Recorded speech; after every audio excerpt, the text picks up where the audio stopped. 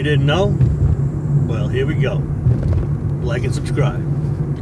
So, what did you do today? Do you use a to-do list? If you want to get stuff done, if you want to be productive in the little bit of time that you have for to work from home, because you're obviously working from home, you're obviously juggling a bunch of stuff around. So you got a couple hours to do the business, you got an hour to pick up the kids from school, you got an hour to go back to the business, then you got an hour you got to go shopping, and you got an hour you got to go back to get the kids, then you got to bring the kids over here, and then you got another half an hour so that's the way your day goes, right? But what do you do when you sit down for that hour, for that 30 minutes, for that 2 hours devoted time? Do you have a to-do list of what you want to get accomplished in that amount of time? Okay, because it's very easy to get caught up, on sidetracked. You sit down to the computer, next thing you know, Facebook, poison the mind. So you have to have a to-do list to stay on point. Okay, not only a to-do list, but estimate the amount of time each task on your to-do list is going to take you.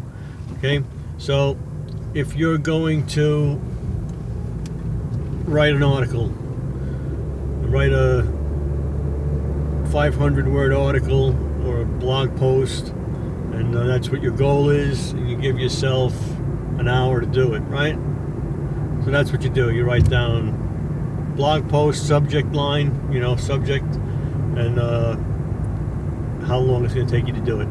All right, if you got 2 or 3 small tasks, if you're doing let's say drop shipping, and you've got to do a lot of transferring of addresses, cut and paste, copy and paste, and to get these orders out, and which order comes in first, and follow up emails and all of that kind of stuff. So you put that on your list. Item 1, send the item, have the drop ship go. Number 2, send the follow-up email. If you're doing a drop shipping, there's automatic emails that when something is shipped, when something is shipped, it'll automatically send email to your customers, so you don't have to send that email. I'm talking about the follow-up email, for whatever marketing strategy you have going on, where you're following up with a product or a service or something, on the back end. Okay, so that's what I'm talking about, a to-do list. All right, so get a to-do list going. Make sure you use it. It's one of the tools that you use, and you use it in everyday life. You've been doing to-do lists. Probably you don't even realize it. You make a shopping list. That's a to-do list. It's a what to do when you get to the freaking supermarket. So you've been using to-do lists. Okay, why not use them for your business? So that's my tip for today.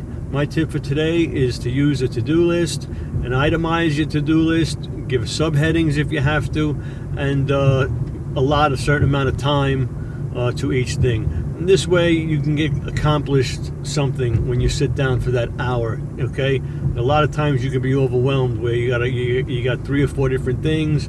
You got training that you're trying to do. Maybe you're writing an ebook, or you're putting together an ebook on one side, and you're doing your drop shipping, or you're setting up a Shopify website, Shopify store, and you're doing that kind of stuff, or you're optimizing websites, and you're doing videos, or you're writing, maybe you're transcribing, maybe you're writing, for money from home, maybe, there's tutoring, you could do a lot of stuff.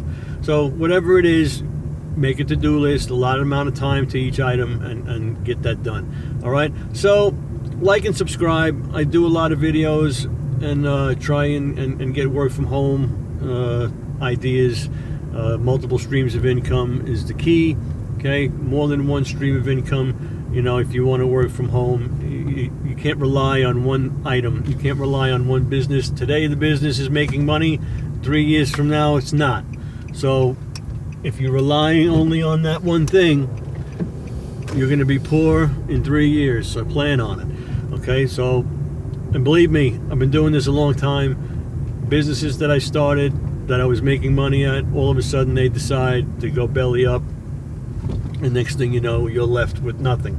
So, you know, it could be as much as a server where your website is that just decides to close, you know, for whatever reason. So they close, and there goes your business. All right? Or rules change. Rules can change, or laws can change, and way things can be done can change, and that affects your business. Okay? That happens a lot. So you got to keep up. You got to keep current. And you gotta always be looking for that next thing, that next business. Okay, you can't rely on one thing. You can't. All right. So that's me for today.